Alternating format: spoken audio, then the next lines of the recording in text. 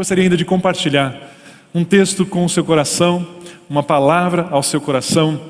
Eu não sei se você curtia quando você ia deitar, ia dormir, e seu pai, sua mãe sentava perto ali do seu travesseiro para contar uma história e ensinar você algo. Hoje eu quero fazer isso, eu quero contar uma história para você e eu quero ensinar um valor, com a graça de Deus, ministrar a sua vida. Nós vamos ler alguns textos, nós vamos ver alguma história. Em alguns momentos, algumas coisas talvez vão parecer meio sem sentido. Creio que você vai ver algumas nuances, algumas ênfases que você não tinha percebido ainda em alguns textos. E eu creio que você será edificado nessa noite, nesse tempo, onde vamos conversar um pouquinho a respeito da história, daquilo que Deus tem feito e aonde nós nos localizamos na história de Deus sobre a face da terra. Tenha em mente o seguinte princípio: a palavra de Deus diz: tudo aquilo que foi escrito para o nosso ensino foi escrito. Quando você vê, e você vai ver uma história que talvez ela em si mesma vai parecer meio esquisita, meio estranha, mas se você entender que essa história ela foi escrita para o nosso ensino, e a partir de então nós podemos aprender com essa história, aí as coisas se encaixam, se conectam um pouco mais. Nós comemoramos nos últimos dias a Páscoa. E quando comemoramos a Páscoa, nós estamos comemorando a morte e ressurreição de Jesus. E de fato esse é o ápice, esse é o centro, esse é o valor que podemos identificar na Páscoa. Mas a Páscoa, na verdade, ela surgiu antes. E conversamos também esses dias sobre isso, o pastor Pio estava nos ensinando a respeito do momento onde o povo de Israel, que estava escravizado no Egito, eles tiveram uma orientação de Deus de passar sangue nos umbrais das portas e fazer uma marca das suas casas. Lembram disso? Lembram dessa história? E ali então se estabelece o início da Páscoa. E aí nós sabemos na sequência da história que Deus age de uma forma poderosa, tirando o povo de Israel do Egito. E eles foram perseguidos pelo exército egípcio, mas ali na travessia do Mar Vermelho, eles são então livres, completamente libertos daquela perseguição, quando eles passam com os pés secos pelo meio do mar, e depois o mar se fecha sobre o exército inimigo. A ação poderosa de Deus. Milagres extraordinários de Deus aconteceram naqueles dias, naqueles momentos, para trazer livramento e iniciar uma história na vida daquelas pessoas e daquele povo. Veja o que acontece 3 meses depois que eles saíram do Egito. Eles entram no deserto do Sinai. E Deus agora fala com o povo por intermédio de Moisés. Veja só, Êxodo 19, versículo 1. Nós vamos ler alguns textos. Se você não fez o seu devocional ainda hoje, você vai fazer agora. Você vai ler bastante a Bíblia. Olha só o que diz aqui. No dia em que se completaram 3 meses que os israelitas haviam saído do Egito, chegaram ao deserto do Sinai. Vocês viram o que fiz ao Egito e como os transportei sobre as asas de águias e os trouxe para junto de mim. 5. Agora, se me obedecerem fielmente e guardarem a minha aliança, vocês serão o meu tesouro pessoal entre todas as nações, embora a terra toda seja minha. 6. Vocês serão para mim um reino de sacerdotes, uma nação santa. Essas são as palavras que você dirá aos israelitas. Moisés voltou, convocou as autoridades do povo e lhes expôs tudo o que o Senhor havia lhe mandado falar. E o povo respondeu unânime: faremos tudo o que o Senhor ordenou. Repita comigo: faremos tudo o que o Senhor ordenou. E Moisés levou ao Senhor a resposta do povo.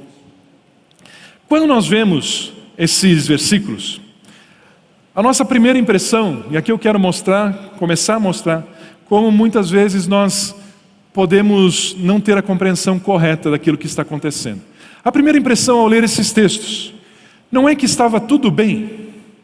Deus chama Moisés e diz: Moisés, fale ao povo, que eles observem, que eles percebam, que eles lembrem como eu sou poderoso, como eu os tirei do Egito, como eu os guiei para fora da escravidão, Diga para eles que, se eles fizerem tudo o que eu disser, se eles cumprirem a minha aliança, eles serão o meu povo. Comunica isso a eles. Moisés desce, conversa com o povo, transmite o recado de Deus, e aí o povo dá uma resposta. Diga para Deus que tudo aquilo que Ele mandar a gente fazer, a gente vai fazer. Não parece que está tudo certo? Não parece que está tudo legal? Não parece que está perfeito, todo o cenário redondinho? Agora, você acha que Deus, Ele aprovou, Ele curtiu, Ele entendeu que a resposta do povo foi uma resposta saudável? Tudo que o Senhor disser, nós podemos fazer. Tudo aquilo que o Senhor ordenou, nós faremos. Parece bom, mas não é bom. Parece bom, mas não é bom. Porque o que o povo estava dizendo com essas palavras é: nós somos capazes, no nosso esforço e na nossa competência, realizar e cumprir tudo o que o Senhor nos pedir. Quer ver só o que acontece adiante? Olha só o que acontece 4 versículos para frente, no versículo 12, o que está registrado. Olha o que Deus diz para Moisés: estabeleça limite em torno do monte. Esse monte era o local de encontro, onde o povo iria se encontrar com Deus.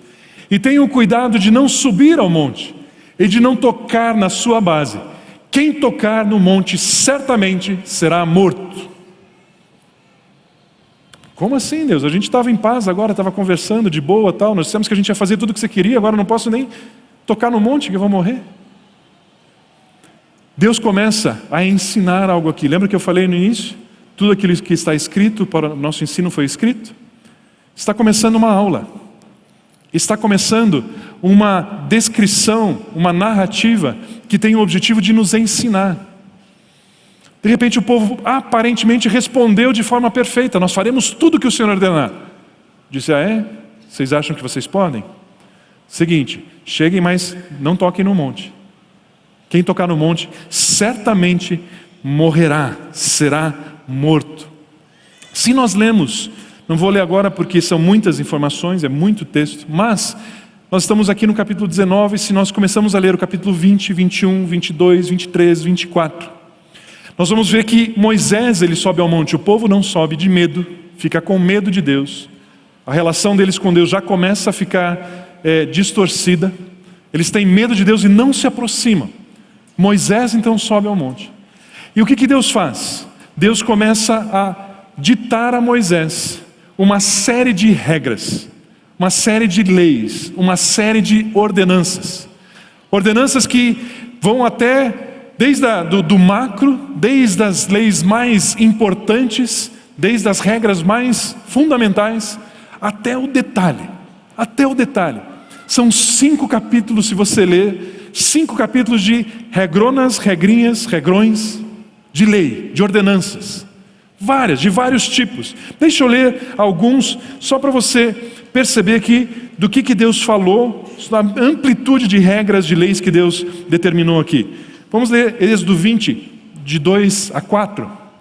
Olha só o que Deus diz: eu sou o Senhor, o teu Deus, que te tirou do Egito, da terra da escravidão.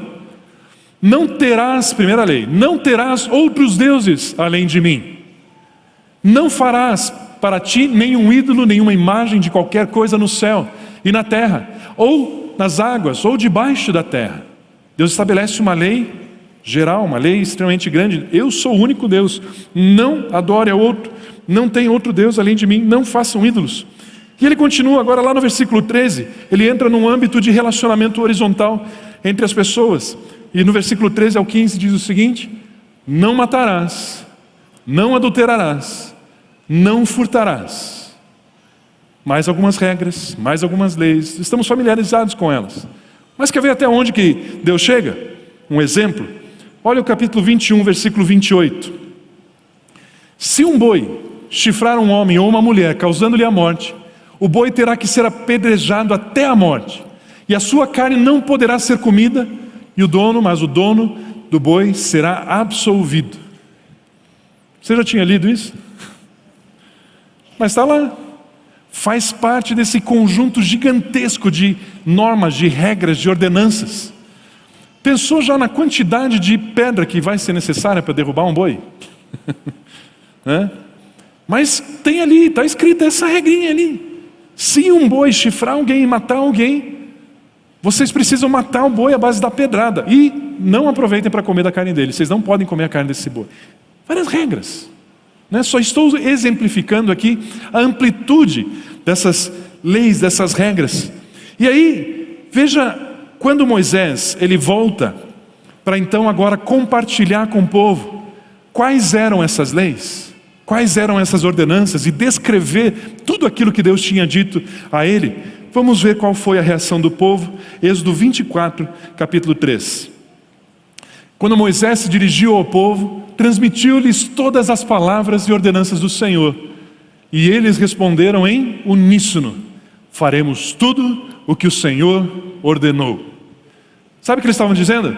Deixa com o Beck. Eu consigo. Eu sou bom. Nós somos capazes. Nós temos condições de realizar tudo aquilo que Deus está dizendo para a gente fazer. Nós somos competentes. Nós temos mérito, nós temos qualidade, nós temos qualificação. Nós conseguimos fazer tudo o que Deus quer que a gente faça. É isso que eles estavam dizendo. É isso que eles estavam dizendo. É essa bobagem que eles estavam dizendo. Sabe por quê? Porque essas regras, essas ordenanças, essas leis que Deus tinha descrito, ninguém pode fazer.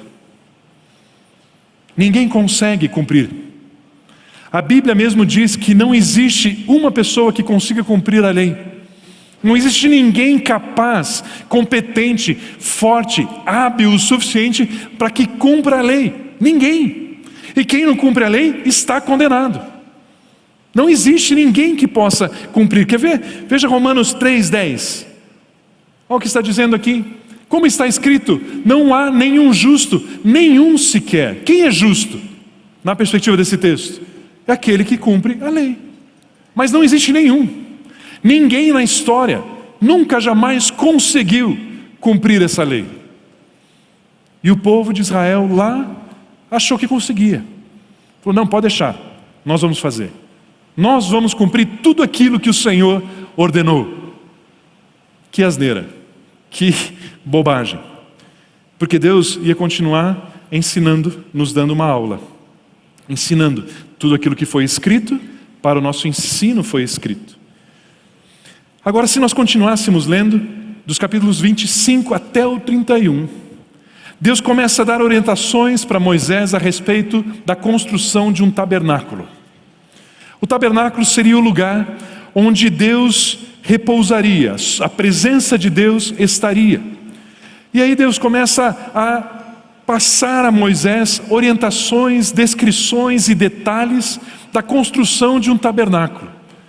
Teria várias características, vários materiais, várias matérias-primas. Seria usado ouro, seria usado prata, seria usado tecidos, seria usado madeiras, seria usado espelhos, teriam colunas, teriam cordas, teriam estacas, teriam as mais diversas, os mais diversos itens na construção, na edificação desse tabernáculo. E tudo com detalhes. Tem que ter tantos centímetros, tem que ser nesse formato, tem que ser desse material, tem que ser exatamente assim. Vários detalhes de um tabernáculo.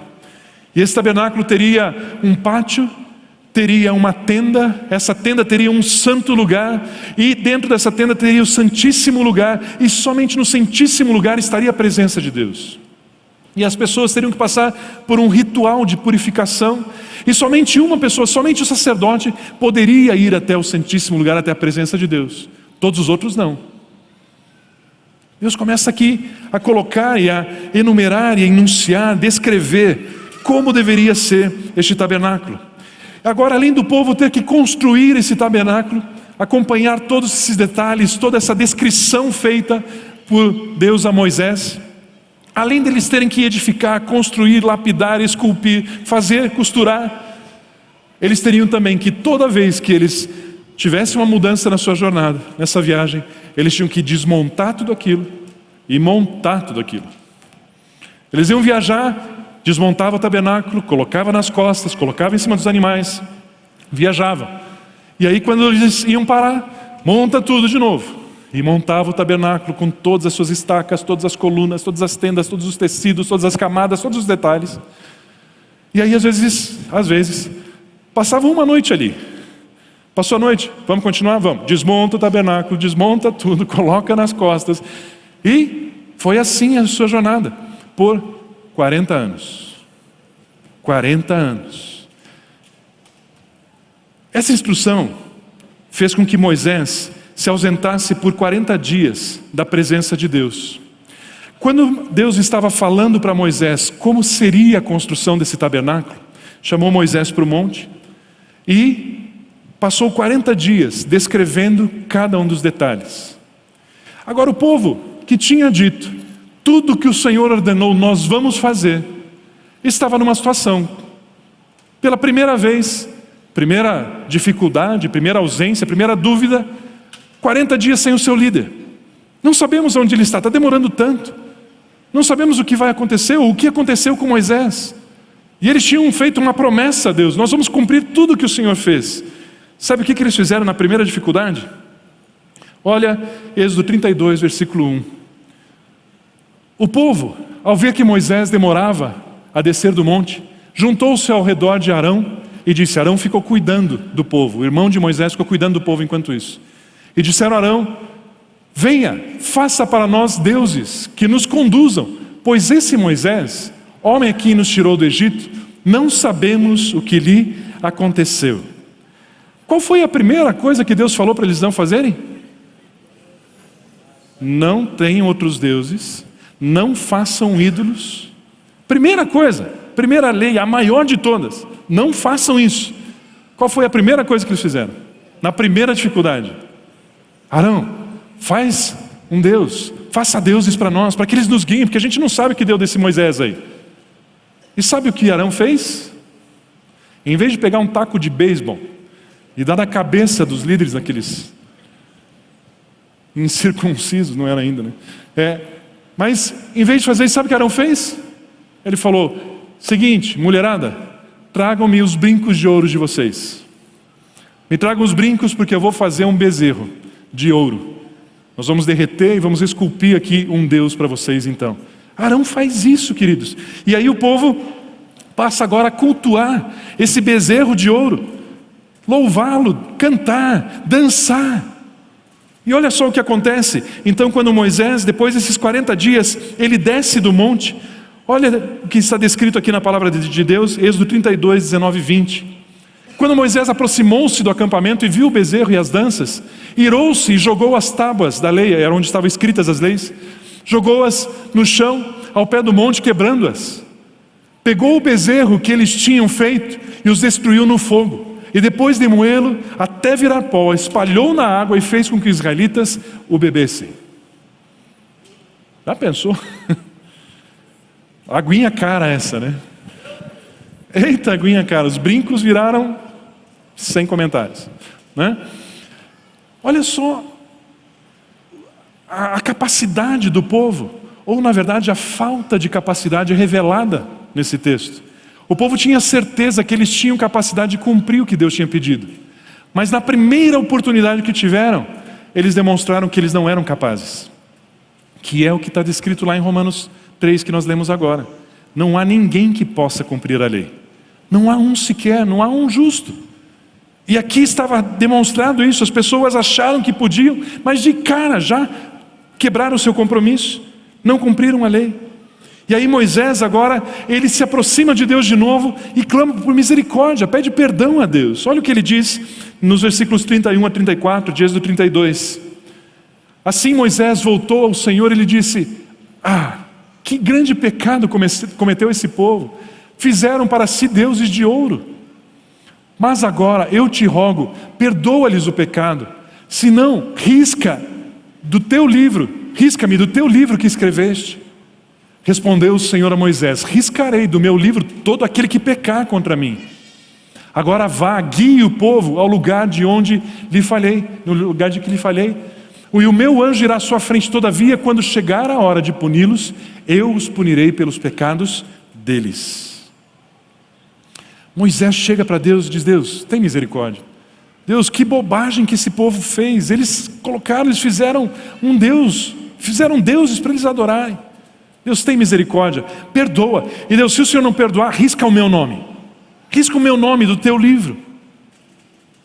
Ele disse, eu me coloco no lugar desse povo, Deus, mas tenha misericórdia de nós. E Deus diz, eu vou riscar o nome, não o seu, mas daqueles que pecaram contra mim. O que era pecar contra Deus? Não cumprir com o compromisso que eles tinham feito. E leva eles para o lugar que eu te falei. Deus tinha prometido que levaria eles a uma terra que mana leite e mel, a uma terra prometida. Leve eles até lá, mas quando for o momento certo, eu vou punir. O pecado que eles cometeram terá uma punição. Eles vão pagar pelo que eles fizeram. E Deus continua. Versículo 1 do capítulo 33, diz assim, depois ordenou o Senhor a Moisés, saia deste lugar com o povo que você tirou do Egito, e vá para a terra que eu prometi, com um juramento a Abraão, a Isaque, a Jacó, dizendo, eu a darei a seus descendentes. Versículo 3, o 3, vão para a terra onde mana leite e mel, mas eu não irei com vocês, pois vocês são um povo obstinado e eu poderia destruí-los no caminho. Olha a consequência, olha só o erro, o pecado, a desobediência, o quebrar dessa promessa que eles fizeram, teve como resultado, eu não irei com vocês, eu não estarei com vocês, porque se eu estiver com vocês, eu vou ver as besteiras que vocês vão fazer, eu vou aniquilar vocês. Então eu não vou estar com vocês. Lembre, tudo aquilo que está escrito para o nosso ensino foi escrito. A partir daqui, poderíamos acompanhar ainda mais a história dos israelitas e veríamos uma série de situações que os levariam a permanecer durante 40 anos andando no deserto. E olha como Deus olhou, pensou neste povo durante esse tempo. Hebreus 3,17. Contra quem Deus esteve irado durante 40 anos? Não foi contra aqueles que pecaram, cujos corpos caíram no deserto? Lembra que ele falou que ele puniria? Qual foi a punição? Morte, eles caíram no deserto. Olha só Atos 13:18. E os aturou. Outra tradução diz, e suportou-lhes os maus costumes. E os aturou no deserto cerca de 40 anos. Cerca de 40 anos. Deixa eu te fazer uma pergunta. Estou contando uma história para você. E se eu agora dissesse, esse Deus é bom, não é? Quem quer esse Deus? Quem quer se aproximar desse Deus? Quem quer viver pertinho dele? Se eu fizesse um apelo agora.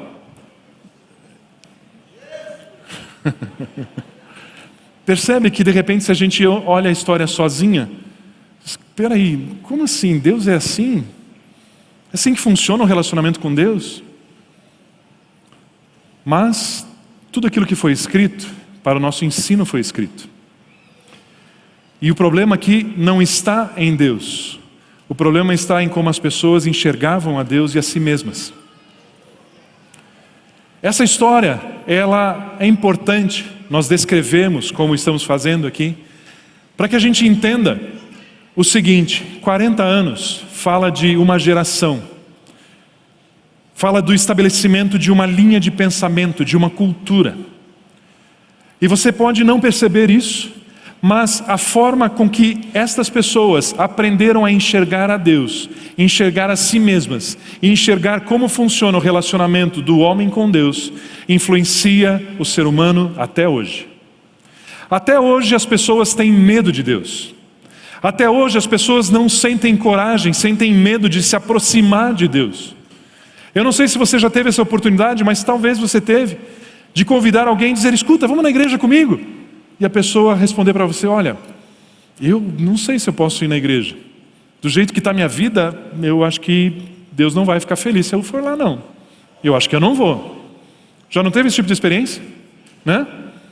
Eu lembro que algumas vezes no Verão Vida a gente tem a seguinte experiência, a gente vai ali evangelizar as pessoas que estão na areia, embaixo do guarda-sol, e estão ali com a sua latinha de cerveja, e estão ali com o seu cigarro, e aí a gente fala, conversa, fala do amor de Deus e leva as pessoas então a entenderem que Jesus as ama e diz, escuta, você quer então fazer uma oração entregando a tua vida a Jesus? E a pessoa olha para a latinha, olha para o cigarro, mas agora? Não, tem que pelo menos sair o álcool do meu corpo, né? Não, deixa eu jogar fora aqui o cigarro, deixa eu tapar aqui para ninguém ver. Porque se eu fizer isso agora, Deus do jeito que Ele é, o que eu conheço de Deus, Ele não vai aceitar que eu ore, que eu fale com Ele desse jeito. Ele não vai aceitar as minhas falhas, os meus erros. O que eu sei de Deus, que Ele é um Deus que, se eu não fizer a vontade dEle, Ele joga um raio na minha cabeça. Percebe que essa cultura que foi ensinada neste tempo de deserto, ela foi como uma cultura estabelecida na humanidade, e ela interferiu, ela influenciou a forma que as pessoas enxergam a Deus, e a forma que nós nos enxergamos, e a forma que nós enxergamos que Deus nos enxerga.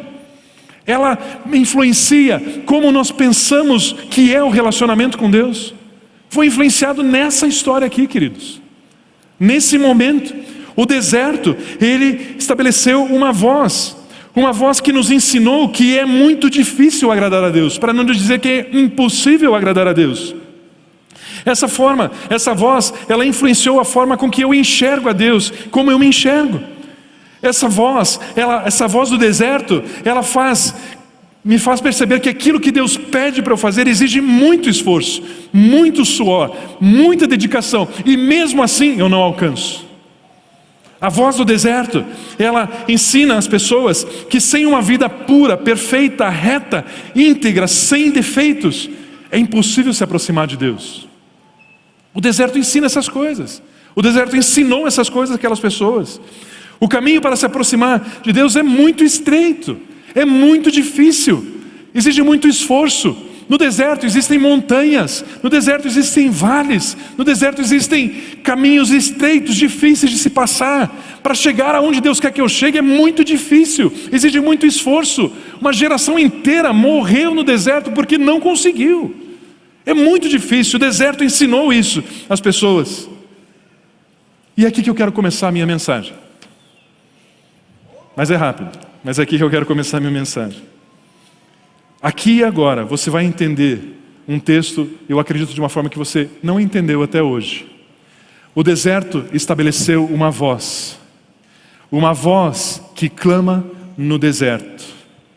Uma voz que clama no deserto. Vamos ver esse texto de Isaías 43:5. Agora você vai entender um pouco melhor esse texto. Uma voz clama: no deserto preparem o caminho para o Senhor. Façam no deserto um caminho reto para o nosso Deus. Por que um caminho reto? Porque os caminhos ensinados no deserto eram difíceis, eram tortuosos, eram cheios de curvas, cheios de dificuldades, cheios de montes, cheios de vales, cheios de resistências, cheios de obstáculos. Preparem no deserto um caminho reto para o Senhor. Continua o texto, por gentileza. Todos os vales serão levantados, todos os montes e colinas serão aplanados, os terrenos acidentados se tornarão planos e as escarpas serão niveladas. A glória do Senhor será revelada e juntos todos o verão, pois é o Senhor quem fala. Queridos, o deserto, os 40 anos do deserto, levantou uma voz, levantou um clamor. Esse clamor dizia: é impossível ver a Deus. Desta forma não tem como nos aproximarmos de Deus. Com essa lei, com essas ordenanças, nós não conseguimos estabelecer um caminho que nos leve até Deus. É muito difícil, é muito penoso, existe muito esforço, existem muitos montes, muitos vales, muitas curvas, muitas escarpas, não tem como. E o deserto então diz: preparem um caminho para o Senhor.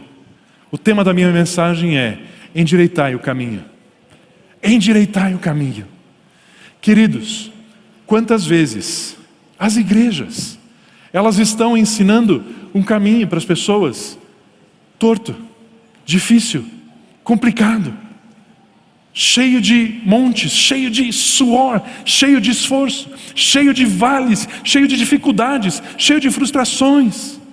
Ensinam: no mundo vocês terão aflição. A Bíblia já disse: no mundo vocês terão aflição. Então saibam, vocês vão passar pelo vale para vocês terem comunhão com Deus. E esquecem de dizer que Jesus falou no mesmo texto: mas tem de bom ânimo, eu venci o mundo. Eu venci o mundo. As dificuldades, as aflições são para quem está no mundo, mas não para quem está comigo. Mas nós igreja, nós não, né? Mas tem igrejas que tem ensinado que existe uma grande dificuldade para se chegar a Deus. E é exigido um grande esforço, uma grande santificação, um grande empenho, uma grande autossacrifício para que possamos chegar a Deus. Quem sabe Deus te aceite. Se você fizer isso, fizer aquilo outro, talvez Deus possa aceitar você. E as pessoas têm com isso medo de Deus. Porque a voz do deserto tem ensinado as pessoas que Deus é inacessível, que o nosso esforço não é suficiente, que não tem como chegar lá, é impossível se aproximar de Deus. Mas, essa voz que ecoou no deserto, esse clamor que ecoou no deserto, dizendo: por favor, faça um caminho reto. Por favor, faça um caminho reto.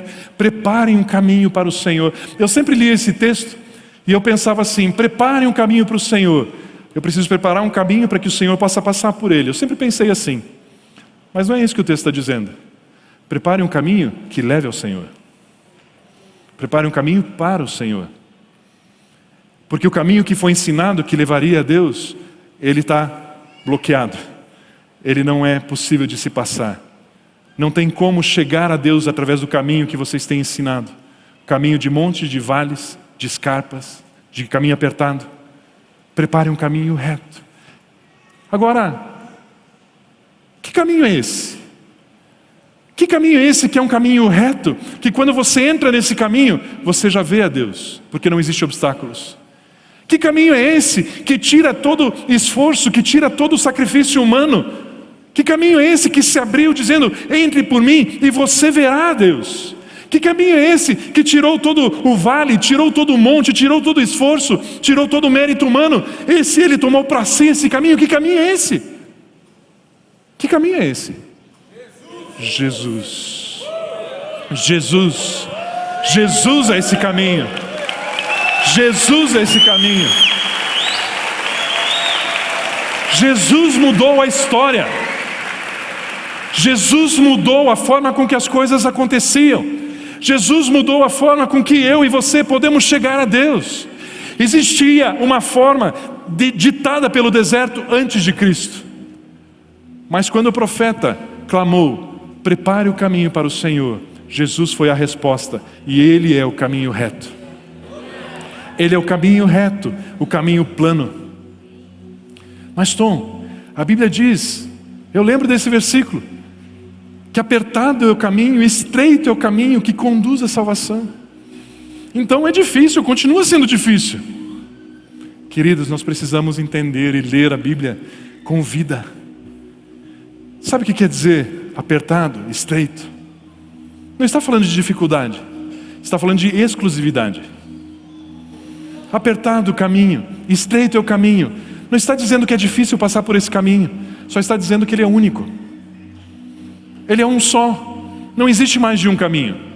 Só existe um caminho. Só existe um caminho reto. Só existe um caminho simples. Só existe um caminho que tira de mim e de você todo o esforço. Só existe um caminho. Qualquer outro caminho que se apresentar a você vão dizer: faça isso, faça aquilo, faça essa penitência, faça esse sacrifício, passe por essa dificuldade, você vai sofrer isso, aquilo, e daí depois que você se penalizar o suficiente, aí sim, talvez, quem sabe, você veja Deus. Mas esses são outros caminhos, que de fato não levam a Ele. Jesus mesmo fala a seu respeito, Ele fala a seu respeito, que Ele é o único caminho. João 14,6, Jesus diz isso: eu sou o caminho, a verdade e a vida. Ninguém vem ao Pai a não ser por mim. Por isso eu sou um caminho estreito. Por isso eu sou um caminho apertado, porque sou só eu. Não tem espaço para os seus méritos, para os seus esforços, para você dizer: não, mas eu fiz um jejum, não, mas eu fiz uma semana de oração, não, mas eu dei tanto de oferta, não, mas eu tenho os meus méritos que me levam a Deus. Não, não existe nada disso, só existe Jesus. Só existe Jesus. Ele é único, Ele fez todo o esforço, Ele cumpriu tudo, Ele realizou tudo. Ele é simples. Ao entrar nele, você já vê, você já se encontra com Deus. Ele não impõe esforços, Ele já fez todos os esforços. Aquilo que não podíamos fazer, Ele já fez. As exigências, as leis que não conseguíamos cumprir, Ele cumpriu. Por isso que o fim da lei é Cristo, como está escrito na Bíblia. A punição que viria sobre nós, foram todas sobre Ele. O caminho é estreito, não por ser difícil, não ser complicado caminhar por Ele, mas porque Ele é o único caminho. Não é mais necessário o esforço, mas sim apenas crer e receber. Não é mais necessário agora dizer: Deus, nós faremos tudo aquilo que o Senhor disser. Agora é necessário dizer: Deus, eu não consigo. Obrigado porque o Senhor enviou o seu Filho que consegue. Deus, eu não consigo, mas eu me rendo para que Jesus seja o governador da minha vida. E com Ele, aí sim, porque Ele será em mim e não será o meu esforço. Aí sim, eu me rendo, eu recebo. Deus, não é mais pelo meu esforço, obrigado por isso. Porque não existe mais condenação para aqueles que estão em Cristo Jesus. Preparar o caminho reto, e aí é que nós entramos, é mostrar a Jesus. Ainda existem pessoas no deserto. Graças a Deus, queridos, nós estamos numa igreja que nos ensina a verdade. Mas existem pessoas que ainda estão no deserto. E ainda continua ecoando uma voz no deserto: preparem um caminho para o Senhor. Como que eu faço para chegar ao Senhor? Eu não consigo chegar em Deus. Ele é inacessível, Ele é inalcançável. Os meus esforços não estão dando resultado. Como é que eu faço para me aproximar de Deus? Essa voz continua ecoando no deserto. Preparem um caminho para o Senhor. E sabe o que é preparar um caminho para o Senhor? Sabe onde nós entramos na história? Chegou a nossa vez de entrarmos na história. Nós precisamos mostrar a Jesus o caminho reto, o caminho plano, o caminho sem esforços, o caminho que é o presente, o caminho, a verdade e a vida. Nós sabemos qual é o caminho, nós temos essa resposta. Em nós está a resposta que ecoa, a resposta da pergunta que ecoa no deserto. Em nós está a resposta, nós sabemos, nós conhecemos. Onde nós estamos, onde nós nos encontramos nessa história? Nós somos aqueles que dizem: eis o caminho, eis o Filho do Deus vivo, eis aquele que pagou o seu preço, eis aquele que tomou sobre si a sua e a minha punição. Eis o caminho acessível, eis o caminho que te fará agora ver a Deus. Agora ver a Deus. Aqueles que entram nesse caminho não precisam passar por um processo para depois, quem sabe, encontrar a glória de Deus. Entre por esse caminho, ele é reto, você já verá a Deus. Você já verá a Deus. É aqui que estamos, aqueles que conhecem o caminho. Somos aqueles que podem mostrar o caminho a todos que continuam no deserto. Existe uma voz que continua clamando no deserto. Eu e você somos a resposta para essa voz. Você recebe essa mensagem, querido? Nós estamos em um seminário de evangelização, concluindo esse seminário. E nós queremos concluir dizendo: você é a resposta para a voz que clama no deserto. Pessoas você vai encontrar amanhã que estão clamando no deserto. Você pode ficar quieto e deixar essa pessoa continuar gritando. Ou você pode dizer: deixa eu te mostrar o caminho. Deixa eu te apresentar o caminho. Deixa eu te apresentar uma nova vida. E você não precisa esperar mais para ver a glória de Deus. Você não precisa esperar mais para ter uma nova vida. Em mim e em você está a resposta do mundo. Em mim e em você está a resposta daqueles que clamam. Existem os que clamam conscientemente, existem aqueles que clamam e nem sabem que estão clamando. Mas nós sabemos que todos que estão no deserto precisam desesperadamente encontrar o caminho. Não se cale mais. Não se aquiete mais. Não se acomode mais. Não fique confortável no fato de você ter encontrado o caminho. A graça de Deus, o preço que Jesus pagou é maravilhoso demais para ficar retido apenas em nós. A transformação que Ele fez, ela é para as nossas vidas, mas ela também deve ser através das nossas vidas. Eu e você somos a resposta da voz que clama no deserto. Você recebe essa palavra?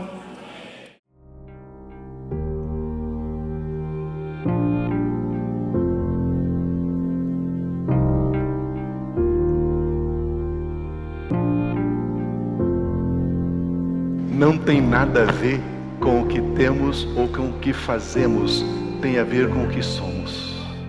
A mesma vida que Jesus tem, a mesmíssima, a mesma natureza, a mesma essência, a mesma vida, a vida incriada, o Zoe, a vida eterna, a mesma vida, Deus colocou dentro de você. E você avança com absoluta certeza e segurança, porque você sabe quem você é.